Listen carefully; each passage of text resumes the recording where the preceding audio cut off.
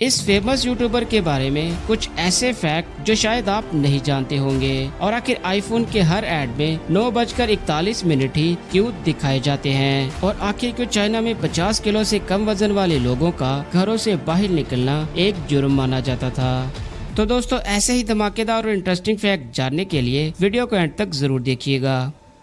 Fact number 6، کیا آپ نے نوٹس کیا ہے کہ جب بھی آئی فون کا ایڈ چلتا ہے تو آئی فون میں ٹائم 9:41 ہی کیوں ہوتے ہیں؟ دراصل جب 2007 میں آئی فون کا پہلا ماڈل لانچ ہوا تھا تو تب ٹائم 9:41 تھا۔ اسی لیے کمپنی نے ڈیسائیڈ کیا کہ آئی فون کی ڈمی ہو یا پھر کوئی ٹی وی ایڈ، اس پر 9:41 ہی ڈسپلے کیا جائے گا، بالکل ایک سٹوری سگنیچر کی طرح۔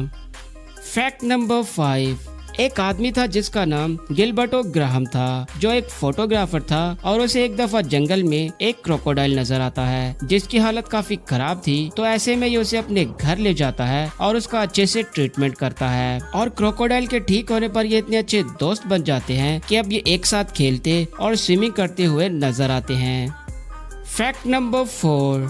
دوستو، ایک دفعہ چائنا میں طوفان اتنا تیز آیا تھا کہ جس میں ہوا کی رفتار 100 کلومیٹر سے بھی زیادہ تھی، جس میں لوگوں کا چلنا تو دور کھڑے ہونا بھی مشکل ہو رہا تھا۔ تو ایسی حالت میں چائنیز گورنمنٹ نے یہ اعلان کیا تھا کہ 50 کلو سے کم وزن والے لوگ گھروں سے باہر نہ نکلے، اور جو نکلتے ہوئے دکھائی دیتے تھے انہیں پکڑ کر اریسٹ کر لیا جاتا تھا، اور تب تک نہیں چھوڑا گیا جب تک وہ طوفان بالکل ختم نہیں ہوا۔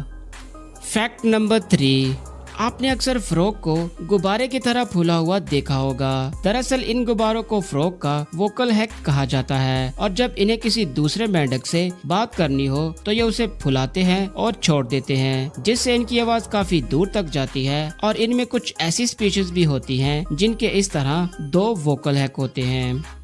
فیکٹ نمبر 2، آپ نے کبھی یہ سنا ہے کہ خوبصورت ہونے پر آپ کو ملک چھوڑنا پڑے گا؟ یہ بات بھلے ہی آپ کو مذاق لگے، لیکن سعودی عربیہ میں ایسا ہو چکا ہے۔ دراصل سعودیہ میں ایک شخص تھا جس کا نام عمر براق تھا، جو دکھنے میں کافی زیادہ ہینڈسم تھا، اور سعودیہ میں ہر طرف اسی کے چرچے تھے، اور وہاں کے کنگ کو یہ لگا کہ ان کی پاپولیرٹی مجھ سے بھی زیادہ ہے۔ بس یہی وجہ تھی کہ انہوں نے کسی بہانے سے ان کو ملک چھوڑنے پر مجبور کر دیا، اور اس بیچارے کا یہ قصور تھا کہ یہ بہت زیادہ خوبصورت تھا۔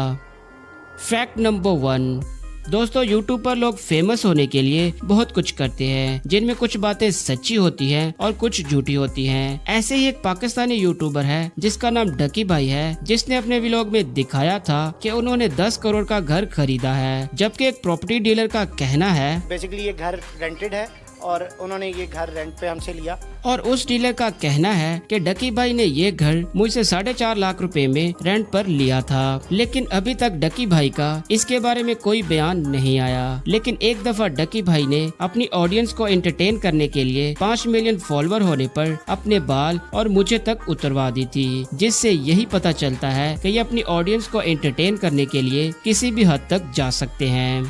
تو دوستو، یہ تھے کچھ انٹرسٹنگ اور امیزنگ فیکٹ، اور اگر آپ نے ہماری ریسنٹ ویڈیوز نہیں دیکھی تو آپ نے بہت سے فیکٹ مس کر دیے ہوں گے، اسی لیے ہماری ریسنٹ ویڈیوز کو ضرور دیکھیے گا۔